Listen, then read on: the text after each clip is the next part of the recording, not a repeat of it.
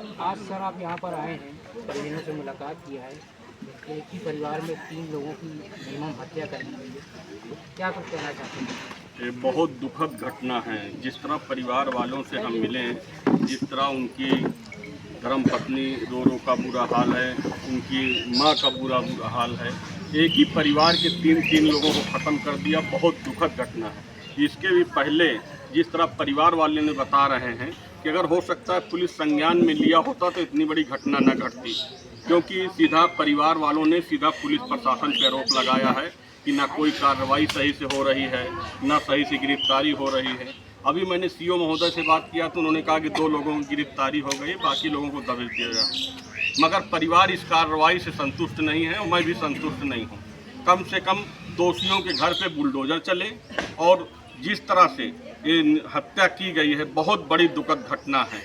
मैं लोक जनशक्ति पार्टी रामविलास पासवान जी के पार्टी से प्रदेश अध्यक्ष हूँ। माननीय चिराग पासवान जी को अवगत कराया गया, उन्होंने एक प्रतिनिधिमंडल को भेजा यहाँ पे।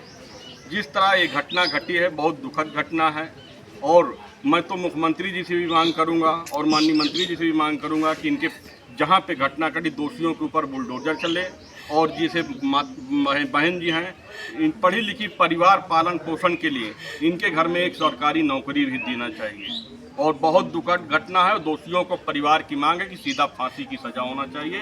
ये 3 मांग जब पूरी होगी तभी माता जी का कहना है कि तभी हमको संतोष मिलेगा, फांसी हो और बुलडोजर चले और परिवार की आर्थिक मदद के लिए होना चाहिए।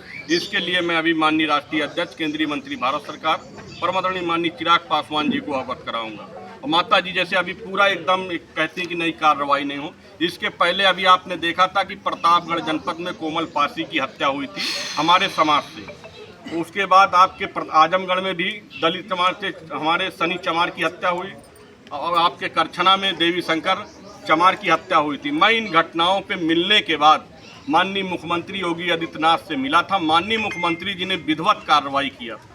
इसलिए मैं परिवार के लिए पूरा आश्वासन दिला रहा हूं कि मैं निश्चित माननीय मुख्यमंत्री जी से और माननीय केंद्रीय मंत्री जी को अवगत कराऊंगा।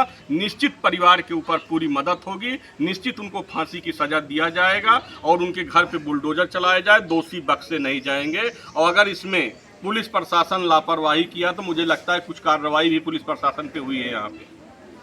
जी, एक सवाल ये बनता है कि सरकार जो है इतना सख्त जो है कि लोगों के ऊपर कार्रवाई कर रही है, फिर भी अपराधियों में कानून का खौफ बिल्कुल नहीं है। नहीं, निश्चित है कार्रवाई कर रही है, होगा और फिर होगा कार्रवाई इन पे निश्चित होगा। हम भी मांग करते हैं, हमारी पार्टी लोक जनशक्ति पार्टी मांगती है कि फांसी की सजा हो इनको और इनके परिवार पे बुलडोजर करे और जल्द से जल्द सभी की गिरफ्तारी हो। और नहीं होता तो इसके लिए लोक जनशक्ति पार्टी पूरे उत्तर प्रदेश में मजबूती से आंदोलन छेड़ेगी और सोकल परिवार के साथ लोक जनशक्ति पार्टी खड़ी रहेगी। और मैं आपको अवगत भी कराना चाहता हूं कि जल्द ही हमारे केंद्रीय मंत्री परम आदरणीय माननीय चिराग पासवान साहब जी का और उत्तर प्रदेश के प्रभारी परम आदरणीय माननीय अरुण भारती जी का जल्द ही परिवार से मिलेंगे।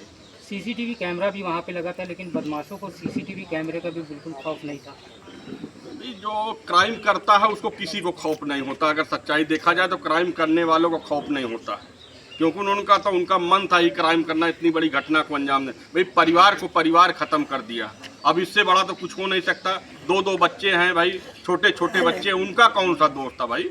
परिवार ख़त्म कर दिया, बूढ़ी माता हैं इस अवस्था में बेचारी रो रही हैं अपने बच्चों। भाई अगर माँ के सामने बच्चों की लाश जाए, बच्चों की हत्या हो जाए तो जीवन में इससे बड़ा मुझे नहीं लगता कोई दुख आ सकता है। तो इसलिए पूरी कार्रवाई होगी। हमारे प्रतिनिधिमंडल में भाई विकास पांडे जी हैं, आप भी जौनपुर के रहने वाले हैं, जनरल सेक्रेटरी हमारी पार्टी पूरी मदद करेंगे। जिला अध्यक्ष गीता सरोज जी, हम लोग पूरी टीम के साथ हैं, प्रतिनिधिमंडल के साथ जितेंद्र पासी जी हैं, सब लोग पूरा मदद करेंगे। परिवार की आर्थिक मदद के लिए क्या? आर्थिक मदद के लिए मैंने एसडीएम साहब को कई बार फ़ोन किया, उन्होंने रिसीव नहीं किया, क्योंकि आर्थिक मदद एसडीएम को पावर होती है कि वो 24 घंटा के अंदर आर्थिक मदद कर दे। जो SC ST का होता है उसको भी 24 घंटे में कर दें।